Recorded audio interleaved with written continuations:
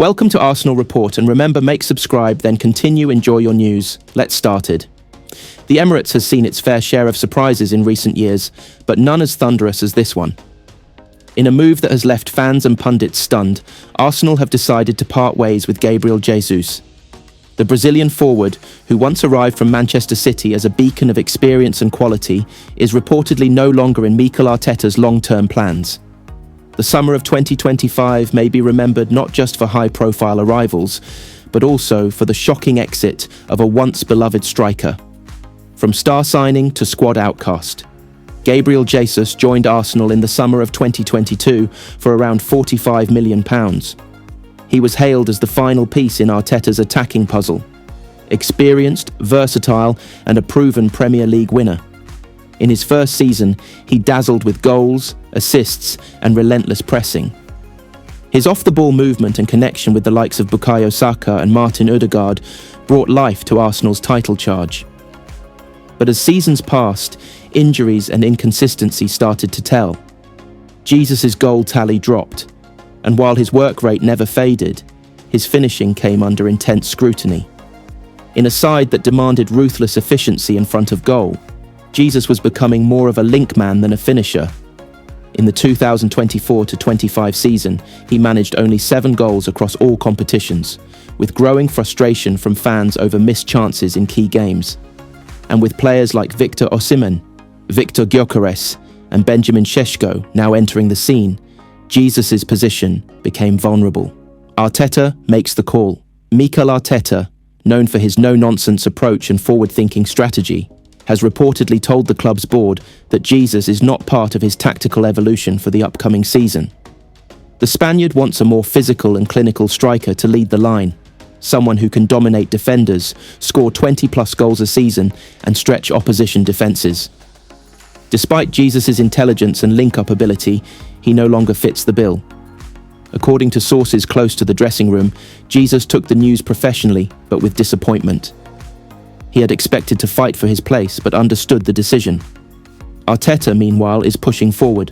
Osimhen has already arrived. Talks with other top-tier forwards have intensified. The club is building a monster attack, and in that vision, Jesus has become collateral damage. Where it went wrong. Jesus' biggest enemy at Arsenal wasn't his attitude or team contribution.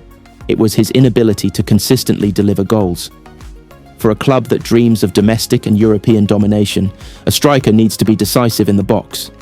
Jesus, for all his brilliance in build-up, failed to kill games. His injury history didn't help either. Knee troubles sidelined him during crucial phases of multiple campaigns. And when he returned, he often lacked sharpness. The pressure grew as younger talents like Kai Havertz and even academy prospects began stepping up. In a cold business like football, sentiment rarely overrules results. Arteta's Arsenal is built on ambition, discipline, and a high ceiling. There was no more room for sentimental selections. The locker room reaction. Inside the Emirates, the decision sent shockwaves. Players respected Jesus deeply, not just for his talent, but for his leadership and mentality. He was often seen mentoring Martinelli, joking with Saka, and motivating younger players. But the squad also knows Arsenal want to win now. The bar is higher than ever. If Jesus can be dropped, anyone can. The message is clear: form over fame. Gabriel Martinelli posted a subtle message on Instagram. Obrigado, irmão. Você sempre será parte da nossa história. Thank you, brother. You will always be part of our history. Jesus himself responded with class. This club gave me love. I gave it my best every day, wishing the Gunners all the trophies they deserve. What's next for Jesus? There's no shortage of suitors. Clubs in Italy, Spain, and Saudi Arabia have already expressed interest. Juventus and Napoli are monitoring his situation, while Al Nassr and Al Ittihad are reportedly readying mega offers. At just 28, Jesus still has years at the top level, just not in North London.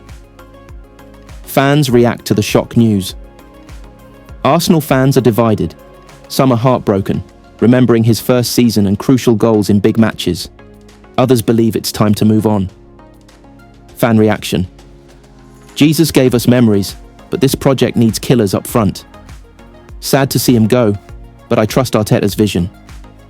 With Osimhen and Gyökeres, we're heading F or domination. Jesus was just the beginning. Gabriel Jesus' departure marks the end of a passionate but imperfect chapter at Arsenal. He symbolised the start of Arsenal's rebirth, but not the end goal. Arteta is chasing excellence, and in that pursuit, only the strongest survive. Another news.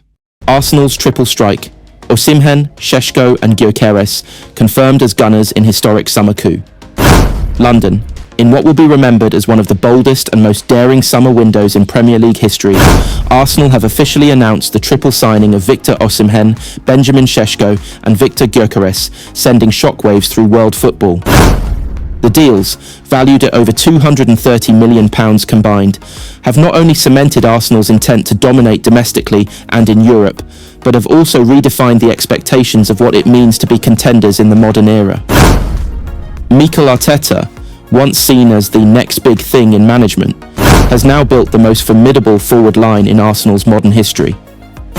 The Emirates is no longer just a fortress, it is now an arsenal of artillery. The madness began in early June, when rumours emerged that Edu Gaspar and new sporting director Andrea Berta had held secret meetings in Paris with Osimhen's camp. Days later, reports linked Arsenal to both Šeško and Gyökeres. Many dismissed it as media fantasy. But behind the scenes, a meticulously planned operation unfolded. Using Champions League qualification as leverage and fueled by Kroenke Sport's promise of a record-breaking summer, Arsenal pulled off what seemed impossible, convincing 3 elite forwards to join one club, one project. People will say we signed too many, said Mikel Arteta during the unveiling. But when you want to compete on all fronts, you need firepower. And now, we have firepower in abundance. The Gunners' new trident, Victor Osimhen, the headline act. The Nigerian hitman arrived from Napoli in a deal worth £98 million. Osimhen, 26, brings pace, power and world-class finishing. He is not just a striker, he is a talisman. Arsenal had to fight off interest from PSG and Chelsea, but ultimately, it was the allure of Arteta's project and Champions League football that swayed him. London is red. Simple as that, said Osimhen during his first training session. I came here to win titles, nothing else. In training, his partnership with Bukayo Saka has already shown glimpses of destruction. In behind the lines, Osimhen is lethal. Against low blocks, he offers a physical presence. He is, in every sense, the missing piece. Benjamin Šeško, the towering diamond. From Leipzig came the Slovenian wonder kid. At just 22, Šeško signed for £65 million and is viewed as both a present contributor and a long-term weapon. Standing at 6 feet 5 inches, with surprising agility and a thunderous right foot, Šeško offers something Arsenal lacked last season: dominance in the air and directness on counters. In a behind-closed-doors friendly against Ajax, he scored twice, one a looping header, the other a 25-yard rocket that left Aaron Ramsdale applauding from the bench. Šeško is a monster in transition, said assistant coach Carlos Cuesta. He's still learning, but his ceiling is frightening. Viktor Gyökeres, the tactical joker. Perhaps the most tactically flexible of the three, Viktor Gyökeres arrived from Sporting CP for £67 million. At 27, he's entering his peak and is known for his relentless pressing, work ethic and creativity. A hybrid between a striker and a wide forward, Gyökeres is expected to rotate between the front three, often starting games at centre forward, but drifting into half spaces to combine with Ødegaard and Martinelli.